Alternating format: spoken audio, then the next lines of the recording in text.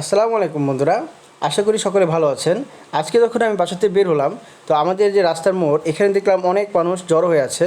তো পরবর্তী দেখলাম একটা নতুন বিল্ডিং, যেটা অনেক দিন যাবত আমাদের মহল্লায় মূলত কাজ চলমান ছিল। তো এটার কিছু অংশ এই ম্যাজিস্ট্রেটের পক্ষ থেকে বোলডোজার দিয়ে মূলত ভাঙা হচ্ছিল। তো কেন ভাঙা হচ্ছিল সেটা আসলে প্রথমে বুঝি নাই। পরবর্তীতে যখন আমি মানুষকে জিজ্ঞাসা করলাম, তারা বলল যে এই যে বাড়ির মালিক, তিনি তার জায়গা থেকে বের হয়ে সরকারি যে রাস্তাটা মূলত বিএসএ যে রেকর্ড করা, এই রাস্তার সীমানার মধ্যে মূলত তার বাসার অংশটুকু চলে আসছে, এবং সে দোতলা, তিনতলা, চারতলা এবং পাঁচতলা এই সম্পূর্ণ বিল্ডিংয়ের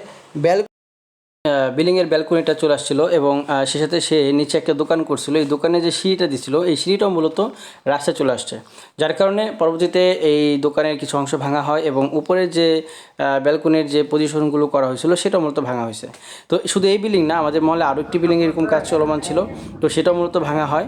এবং সেই সাথে আমাদের পার্শ্ববর্তী একটা মহল্লা, সেই মহল্লাতেও এরকম বেশ কয়েকটি বিল্ডিং ভাঙা হয় সেদিন।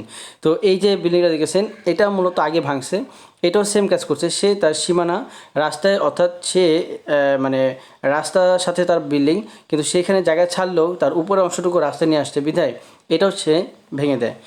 তো এখন বিষয়টা হচ্ছে, যারা এই বিল্ডিংয়ের মূলত মালিক, তারা যে কাজটা করছে, তারা এই যে অংশটুকু ভাঙা হইলো, এটার জন্য তাদের অর্থ প্রয়োজন হয়েছে, অর্থাৎ তাদের সিমেন্ট প্রয়োজন হয়েছে, বালি প্রয়োজন হয়েছে, এরপরে রডের প্রয়োজন হয়েছে, এরপরে তারা মিস্ত্রি খরচ দিয়েছে।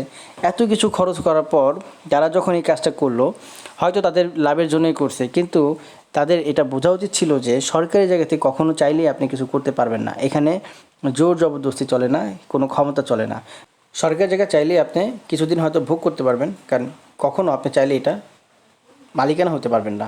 এর জন্য যে বা যারা এই ধরনের কাজগুলো করেন বা এই ধরনের চিন্তাভাবনা নিয়ে চলাফেরা করেন, তারা এখান থেকে শিক্ষা নেওয়ার উচিত যে আমি এমন কোনো কাজ করব না যেটা দ্বারা সমাজের মানুষের ক্ষতি কারণ হয়, অথবা সমাজের মানুষের কাছে আমি খারাপ হই। কখনোই আমার দ্বারা সমাজের ক্ষতি হোক, সেটা আমার কাম্য নয়। অবশ্যই চেষ্টা করব সবসময় সমাজের যাতে ভালো হয় এমন কিছু করার। সো আজকে এই পর্যন্তই। সবাই ভালো থাকবেন, সুস্থ থাকবেন, আর আমার জন্য দোয়া করবেন। আল্লাহ সবাইকে সুস্থ রাখুক, ভালো থাকুক। আল্লাহ হাফেজ।